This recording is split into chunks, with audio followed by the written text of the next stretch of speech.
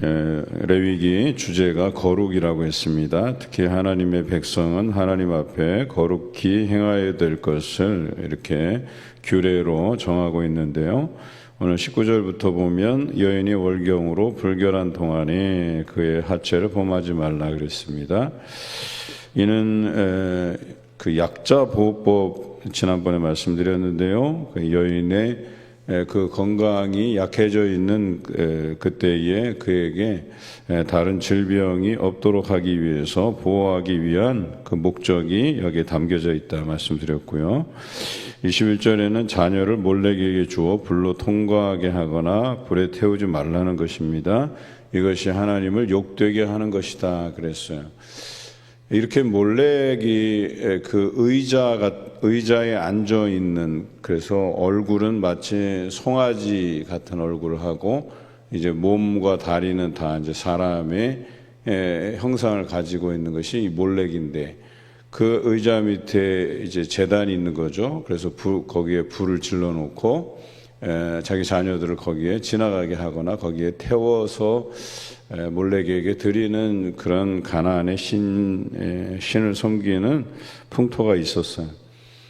그런데 이렇게 제물로서 태우거나 불을 지나가게 하는 행위만이 자기 자녀를 그 우상에게 주는 것이 아니라, 오늘날에도 자녀가 하나님 이외에 다른 것들에 집중하고 다른 것에 가치를 두는 행위도 다 뭐예요? 우상에게 빼앗기는 행위라고 하는 거죠. 우리가 우리 자녀들을 양육함에 있어서 하나님께서 주신 선물이라고 하는 것을 고백해내면서도 왜 그들이 하나님을 섬기게 하지 않는가라고 하는 것에 우리가 가슴을 치며 회개함이 있어야 돼요. 우리의 자녀들을 하나님 앞에 거룩한 자녀로서 살아가게 하는 것이 부모된 자로서의 의무라고 하는 것이죠. 그런데 그런 자녀가 다른 종교에 심취해 있거나 혹은 하나님 앞에 나와서 예배드리는 걸 거부하거나, 이 모든 것이 다 몰렉에게 내 자녀를 내어주는 것과 무엇이 다르겠냐라고 하는 거예요. 그래서 우리 자녀들이 믿음으로 행하기에 부족함 없도록 하는 것도 역시 자녀를 잘 양육하는 길이다, 이렇게 말씀을 드립니다. 22절에 여자와 동침함 같이 남자와 동침하는 것이 가증하다 그랬어요. 이것은 동성애죠.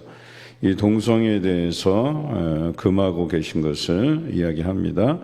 뿐만 아니라 23절에는 짐승과 교합하는 자도 문란한 일이다 그랬어요. 그래서 사람과 특히 결혼이라고 하는 테두리 안에서 남녀 간에 그런 관계를 허락해 주셨는데, 그 외의 것들, 그래서 이 결혼이라는 테두리에서 하지 않는 그런 관계도 문제고, 또 동성 간의 관계도 문제고, 또 짐승과 하는 교접도 문제다, 이렇게 이야기하고 있습니다. 이 모든 것이 다 우리 자신을 더럽히는 행위가 된다라고 하는 것이죠. 24절에는 가나안 땅에 있는 그 부정한 이들이 어떠했는가에 대한 이야기입니다. 너희는 이 모든 일로 스스로 더럽히지 말라. 내가 너희 앞에서 쫓아내는 족속들이 이 모든 일로 말미암아 더러워졌고, 가나안의 여러 족속들이 섬기는 그 신들, 그들의 생활들, 이 모든 것이 얼마나 가증한 것인가를 이야기하고 있어요. 그들이 그래서 결과적으로 그 땅도 더러워졌다라고 25절에 기록되어 있죠. 그래서 내가 그 악으로 말미암아 벌하고 그 땅도 스스로 그 주민을 토하여 내느니라 라고 되어 있어요. 여호수아가 이스라엘 백성들을 이끌고 가나안 땅으로 돌아오면서 그들을 쳐서 쫓아냈지 않습니까? 그래서 그 땅을 점령하는데 그 이유 중에 하나가 바로 그들이 악하여서 더러워졌다, 그리고 그 땅을 더럽혔다, 이거예요. 그래서 그들을 그 땅에서 몰아내신 것이죠.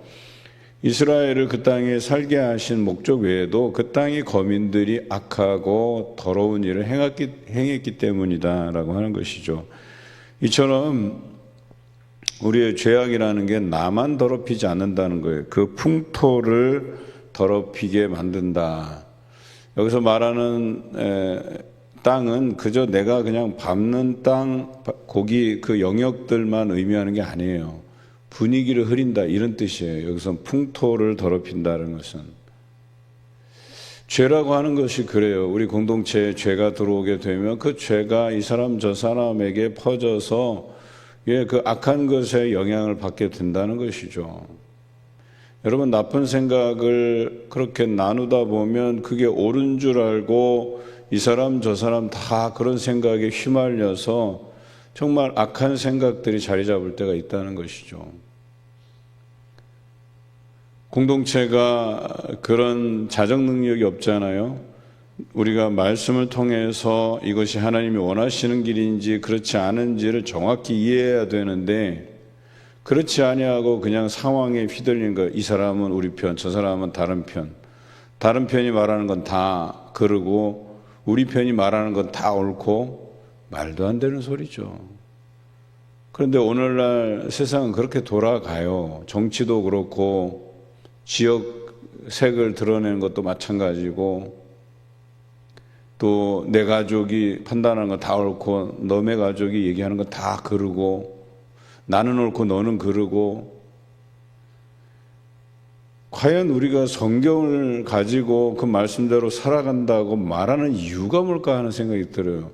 말씀대로 행하지도 않고 말씀을 기준해서 판단하지도 않으면서 어떻게 말씀대로 간다고 이야기하는지. 내가 교회 다닌다고 해서 여러분 다 크리스찬 아니에요. 말씀대로 행하는 자가 하나님의 자녀라고 말씀하시지 않았어요? 하나님의 말씀대로 행하지도 않으면서 내가 교회만 다닌다고 그 사람이 크리스찬이겠어요? 하나님의 백성이겠어요?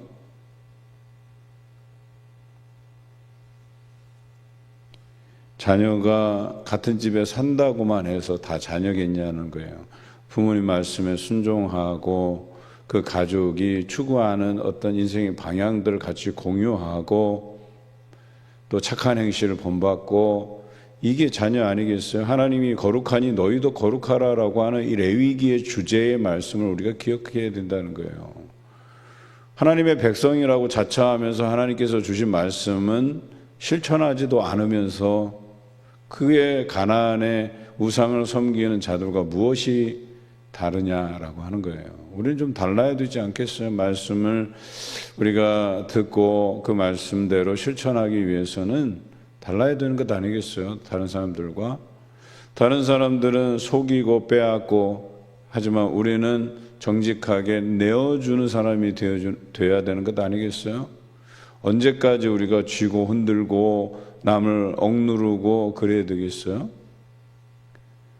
오늘 레위기 말씀을 잘 살펴보면 약자 보호법에 대한 이야기들을 종종 다루고 있어요.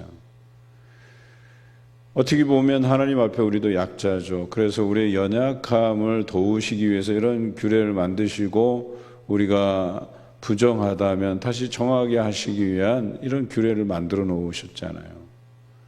그럼에도 불구하고 우리가 약자들을 보호하지 못한다, 그들을 억누른다, 억압한다, 대단히 잘못된 모습이겠죠. 오늘 26절에 보니까 너희 곧 너희의 동족이나 혹은 너희 중에 거류하는 거류민 내 규례와 법도를 지키고 이런 가증한 일에 하나라도 행하지 말라고 돼 있어요. 거류민도 중요하다 그랬어요. 거류민은 지난번 말씀드렸던 종이거나 아니면 함께 일하기 때문에 거하는 사람이거나, 너희가 전에 있던 그 땅 주민이 이 모든 가증한 일을 행하였고 그 땅도 더러워졌느니라. 너희도 더럽히면 그 땅이 너희가 있기 전 주민을 토한 것 같이 너희를 토할까 하노라. 분명히 말씀하셨어요. 하나님의 백성이라도 예외는 없어요. 그곳에 하나님의 백성 아닌 그 가나안 족속들이 죄로 인해서 쫓겨남과 같이 하나님의 백성이라 자처하는 자들도 거룩하게 행하지 아니하면 그 땅이 너를 토하여 버릴까 염려하시는 거죠.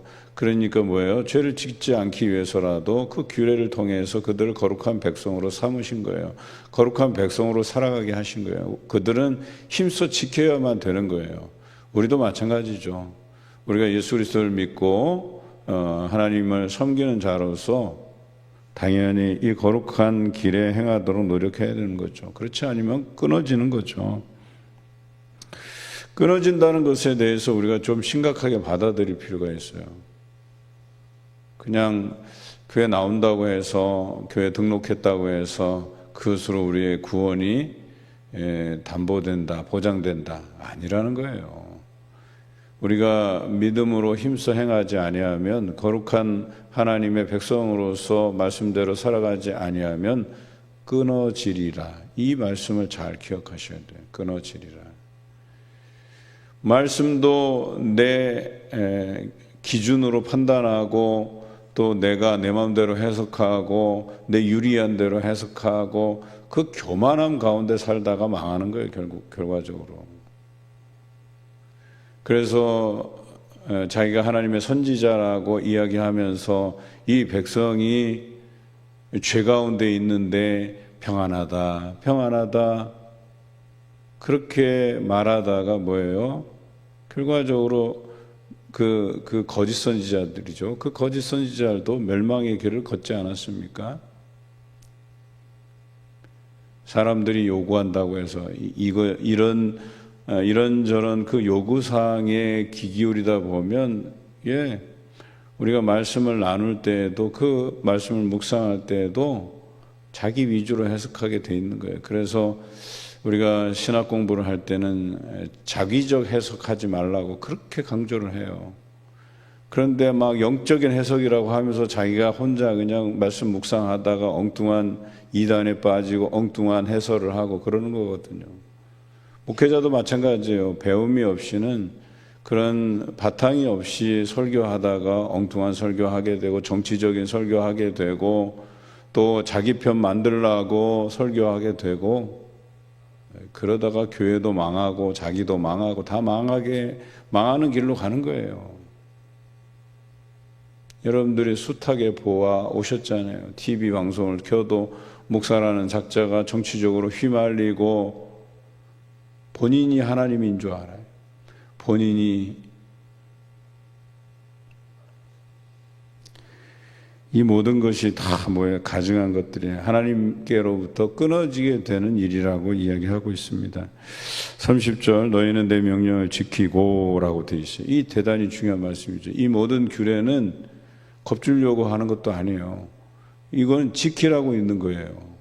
그런데 지키지 아니하여서 하나님의 백성 중에 끊어지는 그런 일들이 벌어지지 않게 하기 위함이다. 너희가 들어가기 전에 행하던 가증한 풍속을 하나라도 따름으로 스스로 더럽히지 말라. 나는 너희의 하나님 여호와이니라. 이 중요한 말씀을 주시는 거예요.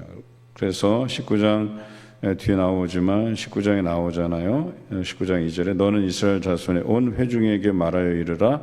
너희는 거룩하라. 이는 나 여호와 너희 하나님이 거룩함이니라. 하나님을 따르는 길은 거룩함이에요. 내 생각, 내 주장대로 행하는 것도 아니에요. 말씀을 내 스스로 해석해내고 자기적으로 해석해내고 자기 합리화하고 하라는 게 아니에요. 저도 말씀을 맡은 자로서 굉장히 두려운 게 요한계시록의 말씀이에요. 한 자라도 더하거나 빼거나 하지 않게 하기 위해서 온전히 하나님의 뜻을 담아내서 객관적으로 그렇게 말씀을 전하는 것이 대단히 중요하다. 그렇지 않으면 2단, 3단, 4단 되는 거예요, 그냥. 그리고 우리가 신천지와 같은 그런 2단과 뭐가 달라요?